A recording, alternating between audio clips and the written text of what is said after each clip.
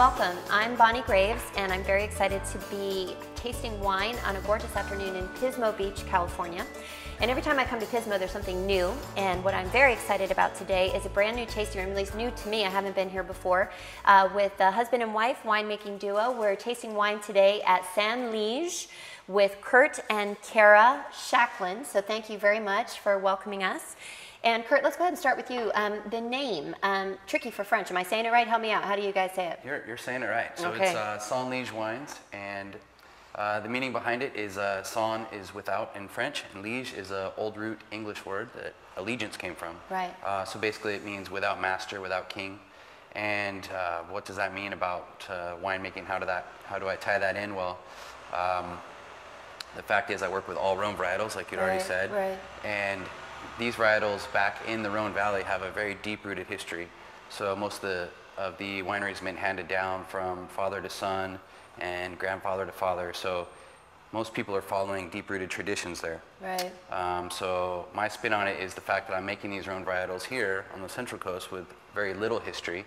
No liege lord overseeing. Exactly, exactly. So yeah. It's a concept of freedom. Yeah, I love the name and I love the concept, and I think when you're talking about European winemaking, particularly, let's talk about the Rhone.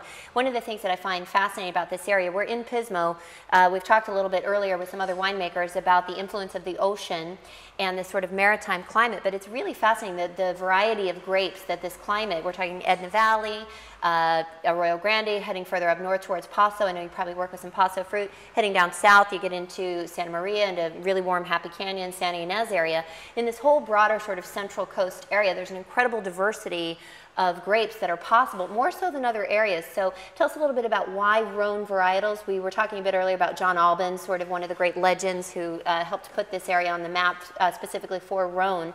But what is it about Rhone varietals that intrigues you as a winemaker, and how did you kind of come to make the decision to focus exclusively on Rhone? Sure. Well, it really isn't all that complicated. It was more just the fact that Rhone varietals were my favorite. Yeah. So make what you like to drink. Exactly. Yeah. Big fan of Chateauneuf de Pop wines. Okay. And then very early on realized that Central Coast was going to be really good, similar climate that they have in the Rhone Valley, except we're just reversed. So from there, you start out cool in the north, head down to the south, it gets warmer. So we've got the opposite going on. We start out in Paso with the warmer climates and go down south into Santa Barbara for the cooler. Very key distinction. I'm glad you're saying that. We're trying to help some of our tourists or wine enthusiasts who are coming to this area understand a little bit about why it is in fact a world-class wine destination, not to mention fantastic surf beach, and I mean there's a lot to recommend about living in this area. But I think you know, a lot of people understand sort of, or they think they understand Napa and Sonoma, and then they come down to this area and they think, oh well, Central Coast, where is that, what's that all about? And for me as a sommelier in New York, I very distinctly remember looking up, okay, Arroyo Grande, where is that exactly? I think it's a little bit south of San Francisco. And then I did the drive for the first time and I thought, it's a lot south of San Francisco actually. Right. But I think for people interested in Rhone wines, this really is the epicenter. Hospice de Rhone has been a wonderful event that we just had the 20th year celebration of that. You mentioned Chateauneuf de Pop, so let's talk a little bit about blending before we get into your wines, because I think that's part of the secret of the success with Rhone. How do you go about, I mean, all 13 grapes would be a lot to do if you're really doing a true Chateauneuf blend, but I think one of yours here is a Syrah and Mourvedre blend, yes? Correct, yes. Well, I actually really believe in blending, and most of the wines are blends. For instance, one wine here in the middle is a Grenache, but it's still a blend of 3 different vineyard sites. So I'm fortunate enough to be able to work with 16 different vineyard sites from Paso Robles all the way down to Santa Barbara. And, you know, again, being Liege, I'm not tied down to making wines from any one site, and I will blend wines made from grapes from Paso Robles all the way down to Santa Barbara County. So I'm just chasing the best wine I can make with every vintage. Trying not to have any thing holding me back from doing that, any restrictions on what I'm doing in the winery. I think back to your earlier comment about the European model and the climate characteristics that are similar, but also, and to use your word, and I love the name of the project in general, but to have the freedom to actually blend. I think for people who are used to that with American winemaking, oh, we got some Zinfandel, let's throw some Syrah in there and see what happens. They don't realize that that is just anathema in Europe. Like if you're a Syrah winemaker in the Rhone Valley, you don't go and get yourself a little Aglianico from your Italian buddies just to see if it tastes good. So I think we are very blessed in California in general and in the US in general. We have some restrictions on what we're able to do, but I think your sense of independence really really speaks to that freedom that we do have to blend grapes and really seek to make the best wine, not necessarily please the government regulations around a particular wine growing area. So you're going all the way from Santa Barbara, which can be quite cool, up to Paso, which is one of the hottest sites. Gives you kind of a lot of material, I would think, to work with and get that blend that you're looking for. So I'm excited to taste these wines, but let's talk about the tasting room just real fast. Kara, did you do some of the design? It's super cool. I mean, thank you. I did a little bit of it. We had a lot of help in a lot of the woodwork and metalwork that's in here that a very talented guy named Isaac Miller built for us. Beautiful. So besides that, I did a lot of the design in there, but I cannot take credit for any of those pieces. Well, tell us about the kind of people that you're seeing come through the tasting room here. Is it a real mix? Are there wine people? It is a real mix. We have a lot of tourists come through. We have a lot of locals come through. Some people that are brand new to wine. The other day we had a group at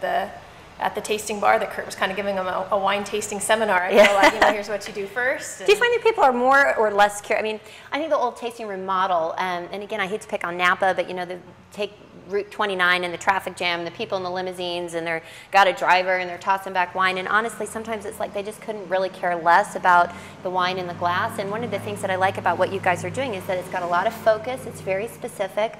Do you find that if there is such a thing, the average tasting room person is asking questions? I mean, in my business, I really see a lot of young people, 20-something people, who know an awful lot about wine, maybe more so than their colleagues that are 40 or 50. Right. Yeah, no, definitely. Like, we get all different levels of knowledge, and, people have been tasting for different amounts of time, but you have people that are very new to tasting that are very curious and ask a lot of questions, and people that are obviously very knowledgeable about wine and local wines and are just seeking out new things. Do you feel that people are familiar with what a Rhone grape is, a Rhone blend? I think that's something that's kind of coming online slowly. For the most part, yeah. I mean, again, all kinds, but for the most part, people are pretty familiar with most of the varietals that we make. Well, we've talked a lot about Rhone Reds. Let's look at what's in the glass here and talk about Rhone White, because I am passionate about Viognier. It's always been one of my favorite grapes. Home to Conrieux and Châteaubriand, places in the northern Rhone. Lots of great Viognier happening in this area. Marsanne, Roussanne, Grenache Blanc, another grape that I adore. So when people think Rhone, they tend to think Rhone Reds. Tell us a little bit about the Rhone White that we've got in the glass, and then we'll maybe taste it together. Sure. So this is more or less the flagship white of the Liege Wines. So this is a wine we call the Côtes du Coast, which is a little spin on Côte du Rhône, but instead of Rhône, the Central Coast, so Côte du Coast. So this wine is a perfect example of what we were talking about earlier, blending sites from Paso Robles all the way down into Santa Barbara County. We've got all 4 of the varietals you just mentioned in here. So we have Viognier, Roussanne, Marsanne, and Grenache Blanc. Oh, cool. I didn't know there's Grenache Blanc. That's cool.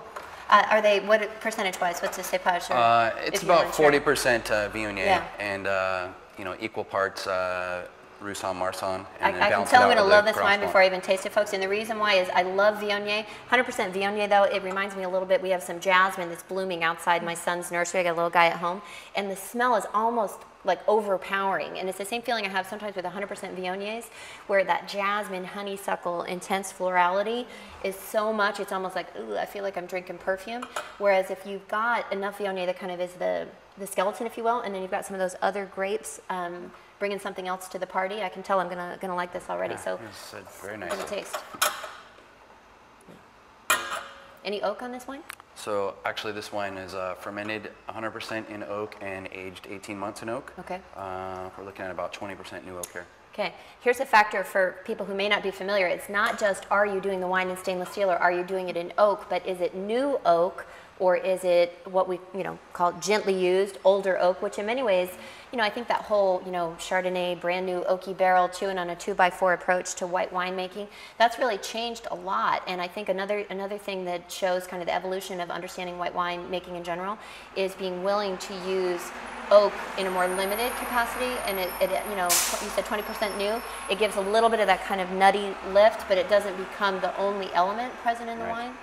So, and are you using French oak, American oak? 100% French. 100% yes. French. Another real trend, of course. Smells great.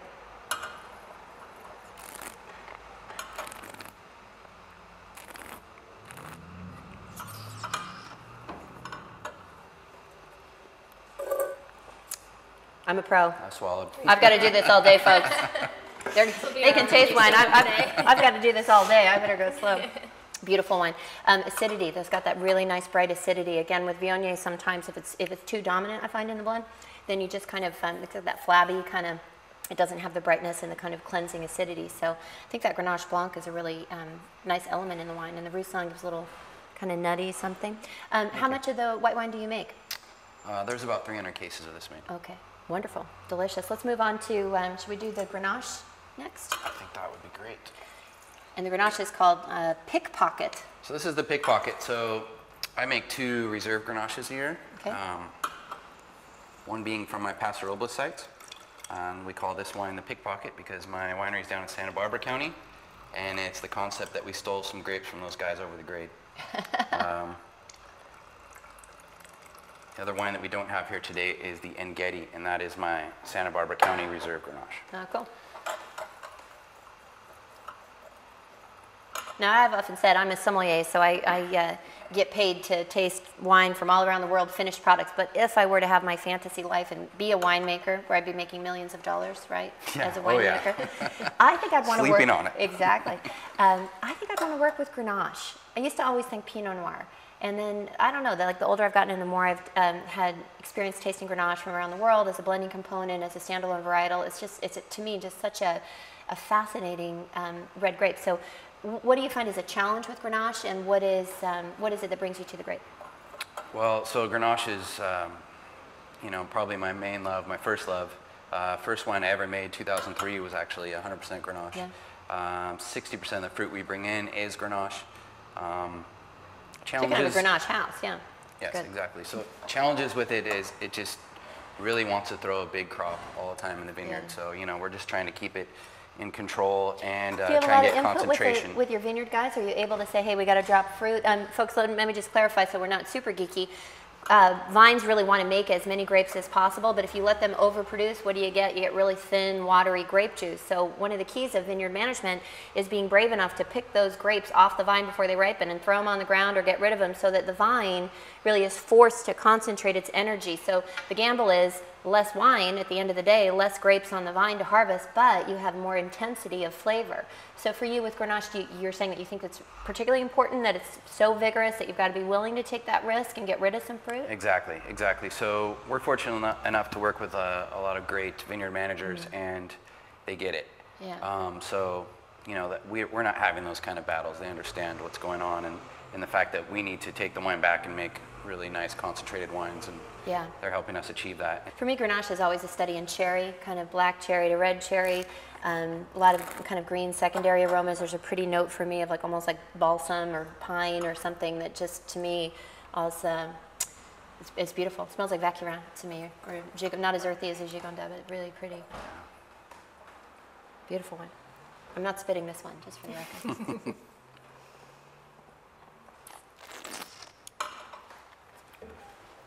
Delicious.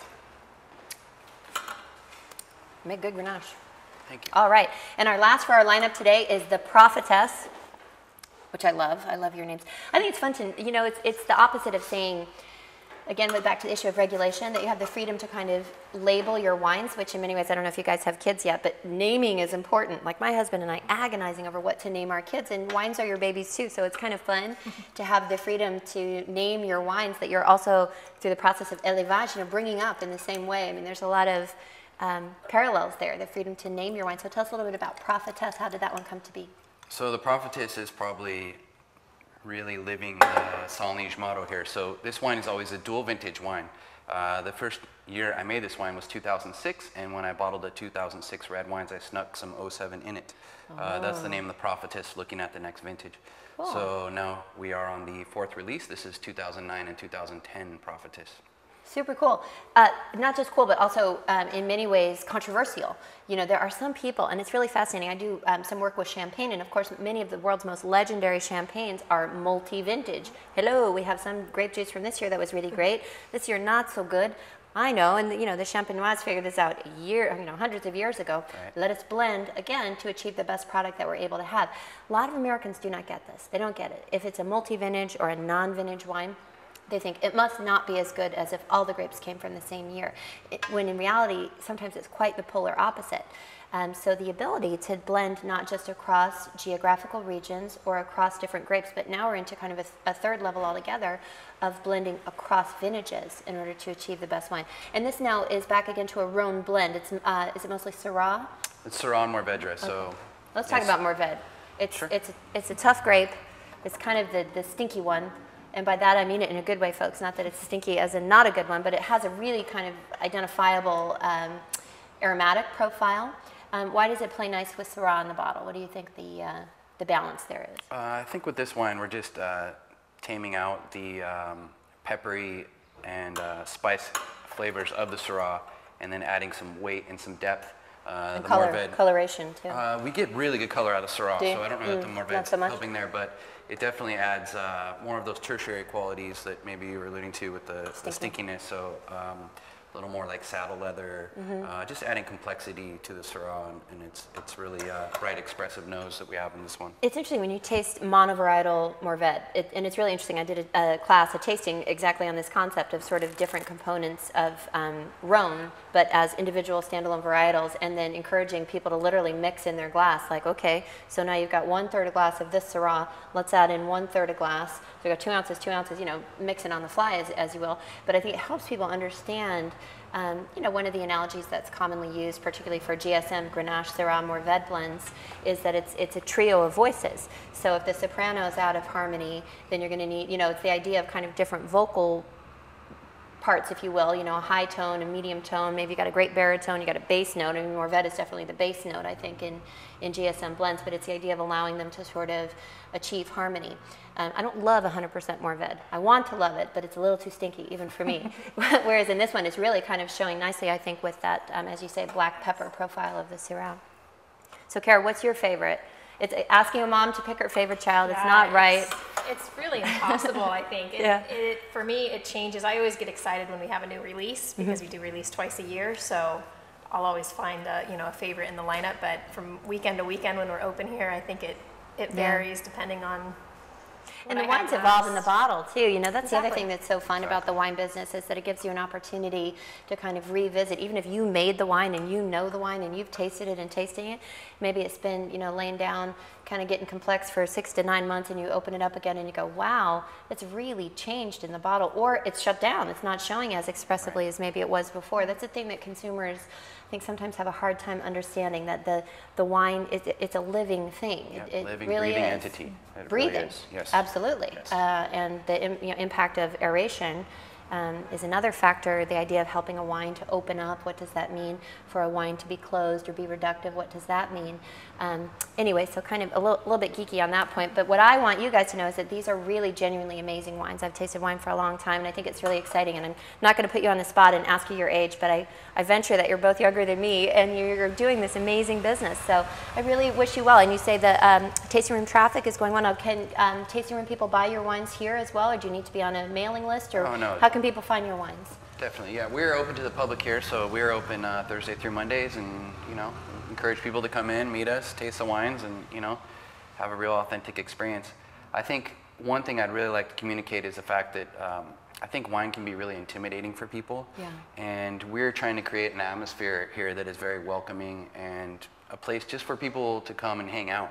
When Kara and I designed this place, we really wanted to make something that basically we would want to go hang out in. And I want to hang out here. Thank you. Someplace comfortable. Yeah, I think we've achieved that, and we'd just love to see more people come in and hang out and spend some time with us and drink some wine. So Pismo Beach is changing, guys, and one of the things that I think is most exciting is that there really is a wine culture, and not just tourist tasting rooms, but serious wine made by serious people who aren't afraid to share it and also have some fun along the way. So cheers, guys. Thank you so much. Cheers. These are really impressive wines.